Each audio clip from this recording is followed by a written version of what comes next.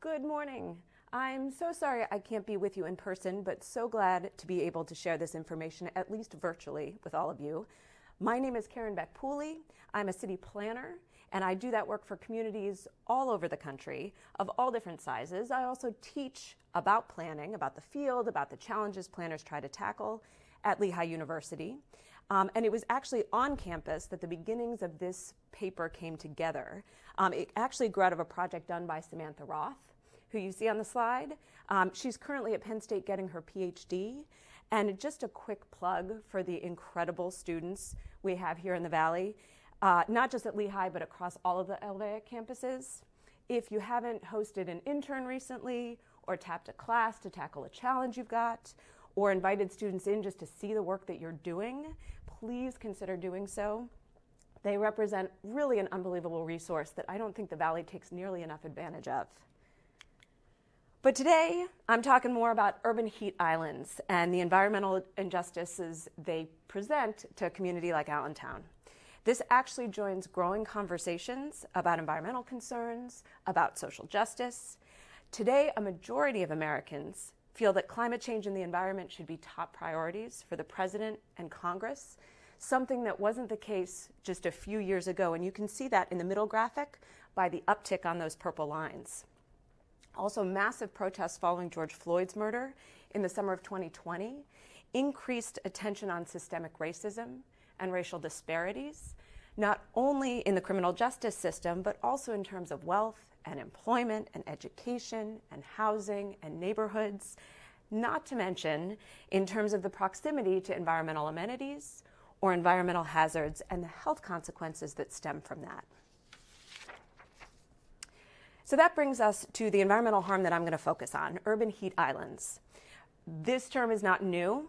It first dates back to the 1920s, and many of you may already know that what I'm talking about are spots within an urbanized area, like the Lehigh Valley, where the surface temperatures or the air temperatures are consistently warmer than those in nearby areas.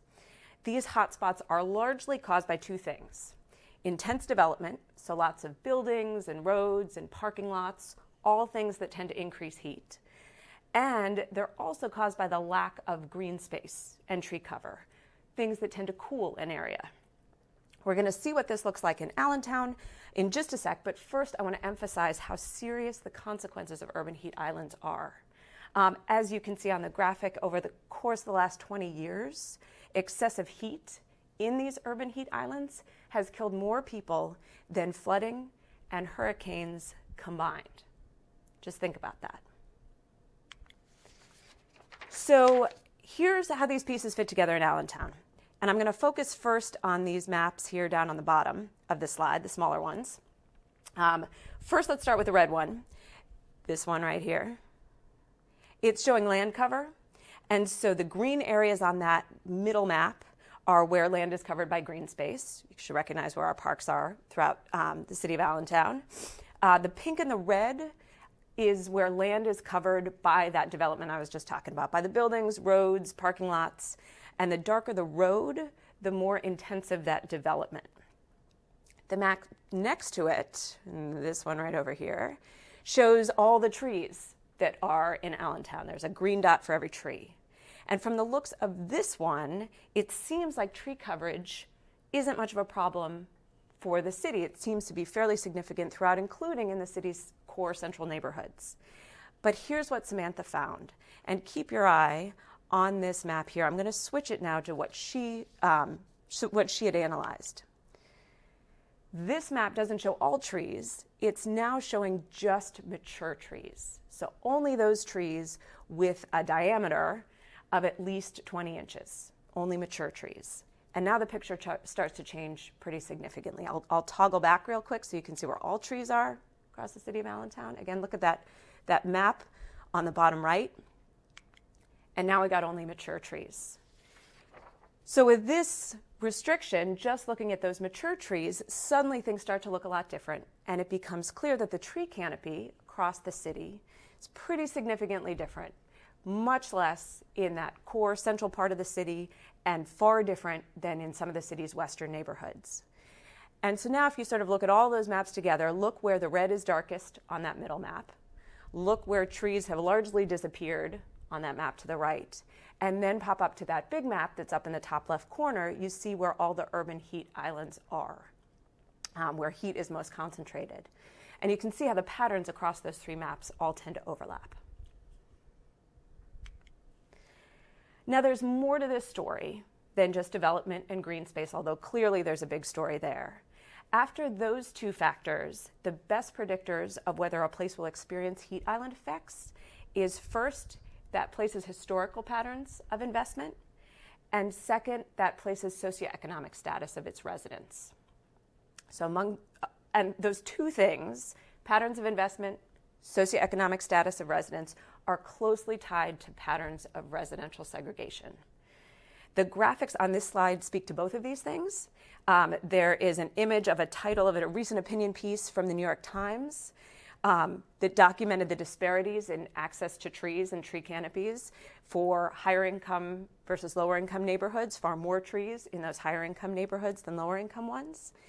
And then you also see a map of Baltimore showing how, quote, redlined parts of town, you can see that part of the central area of Baltimore outlined in red, has far less tree cover than areas surrounding it. And we'll talk about that term in just a second. So in addition to intensive development and lack of green space, we also have historic patterns of investment and disinvestment, socioeconomic status of residents, and residential segregation all layering into this story. So I mentioned this term redlining, and I want to talk a little bit more about it right now. In the 1930s, the Federal Homeowners Loan Corporation, or HOLC as it was known for short, produced maps of cities across the country that tried to estimate whether different neighborhoods in those cities would be good bets or which ones would be bad bets for long-term investing. And this was primarily done because here was an agency about to embark on a whole bunch of lending, mortgage loans across those neighborhoods. And so it wanted to understand where that investment might pan out well or where it might pan out poorly. These maps were going to guide the agency on where they were likely to see investments pay off and also places to avoid under the concern that those investments might not. Anywhere deemed, quote, hazardous on these maps was outlined in red. Hazardous for investment was outlined in red. And that hazardous designation could come from a number of things. It might be the age and the configuration of housing in those neighborhoods, or from the socioeconomic status and demographic characteristics of that area's residents. And you can see on the graphic on the right, there's a lot going on this slide, and my apologies. So we're scanning over here, information from Minneapolis. This is a sort of modern looking version of that 1930s map for Minneapolis. And so you can see where areas are red and where they then go to orange, then go to blue, then go to green. That went from hazardous, and you can see up here in the legend what that meant for neighborhoods, the expectations for how good or bad those neighborhoods would prove for investing. You can also see right over here some of the justifications for how areas were classified. And so making area D6, quote, hazardous, outlined in red, was the gradual infiltration of Black and Asian residents into that area, was among the top concerns for how this neighborhood would fare as a long-term investment. Making area A9, and this description's right down here, best, quote, best for investment, it's shaded green on this map, were restrictive covenants. And you can see in the description the explicit restriction that kept those groups that were gradually infiltrating into area D6 out of area A9. So areas outlined in red would go on over the next several decades to see significant disinvestment. And as you can see in Minneapolis, this has meant consequences exactly along the lines of what we're talking about today. Areas that were once outlined in red are now significantly hotter in Minneapolis, have more impervious surface, have less tree cover, and you can see that as you scan these, like I said, these maps right here in the middle. And as we get to this graphic that's all the way over here, you can see that this did not just occur in Minneapolis, but was consistent across cities that the Homeowners Loan Corporation drew up maps for. Those neighborhoods that were redlined today are consistently warmer or average several degrees warmer than their city as a whole. They also average many degrees warmer than those neighborhoods once classified as best, which again, on average, across all of the cities listed on the slide, are several degrees cooler than their citywide average. Now, there's no record of an official homeowners loan corporation map for the city of Allentown, but our investment pattern over time has mirrored that investment pattern that occurred in cities that did have these maps. There's been more investment in our less dense, more suburban style parts of town, places that were typically classified as best on homeowners loan corporation maps. There's been more disinvestment in some of our older, denser, more diverse parts of town. Again, the types of places that had historically been labeled hazardous on those HOLC maps.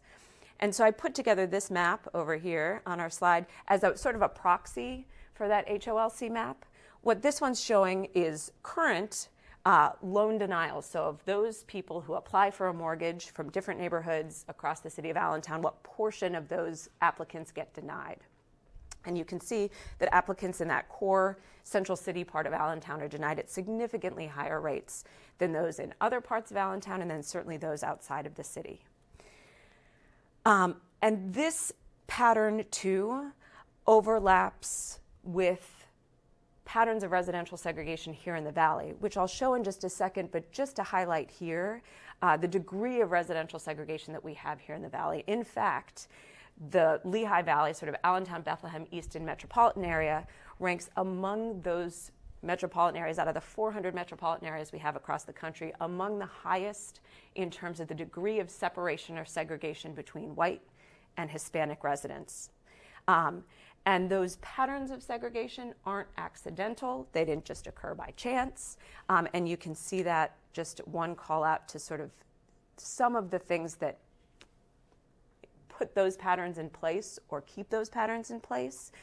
Some widespread discrimination in the housing market that was uncovered in the Lehigh Valley not even a decade ago. All right, so now how do our patterns of investment and disinvestment, of racial segregation, overlap with excessive temperature? Now we're getting into a couple more maps, and you can see, again, the location of Allentown's heat islands on the right. You've seen that map before. And the location of mature trees, along with racial makeup of different neighborhoods, racial and ethnic makeup of different neighborhoods across the city. So this map here on the left, that the green dots are those mature trees that you've seen before. The shading on this map, the darker the shading, the greater the portion of residents in those neighborhoods identifying as some race or ethnicity other than not Hispanic and white. So in the neighborhoods that are shaded lightest, you have the largest percentage of residents identifying as not Hispanic and identifying as white.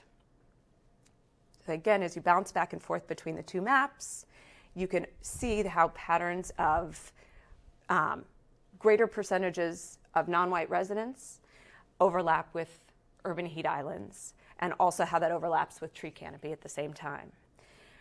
This is what thermal inequality looks like. Large overlap between certain populations and concentrations of heat. It's when different groups based on race or ethnicity are far more or less likely to face the harms of excessive heat. This is the case in metro after metro across the country, but as you can see here, it's definitely true in the Lehigh Valley and in Allentown too. So given the serious consequences of urban heat islands and their disparate impacts on lower income communities and communities of color, all things we see right here in the Lehigh Valley, what can we do about them? The most straightforward thing is more green space. A substantial tree canopy acts as a huge help in cooling an area. If there isn't yet a substantial tree canopy, building up to one is a top priority, and that helps not only with cooling that area, but also with things like improving air quality and also improving residents' health and well-being. Fairly straightforward. It's best described as bringing tree equity to neighborhoods currently facing those detrimental effects of urban heat islands. These certainly aren't the only ways to do this, but just to highlight some examples of work underway in cities across the country along these lines. Syracuse has a sidewalk program. That's a way for the city to take more direct control over the maintenance and upkeep of sidewalks, but also street trees, and they do that in exchange. It's sort of a fee for service in much the same way water and sewer fees or rental registration fees would work. Philadelphia is taking an approach that's centered more around community engagement.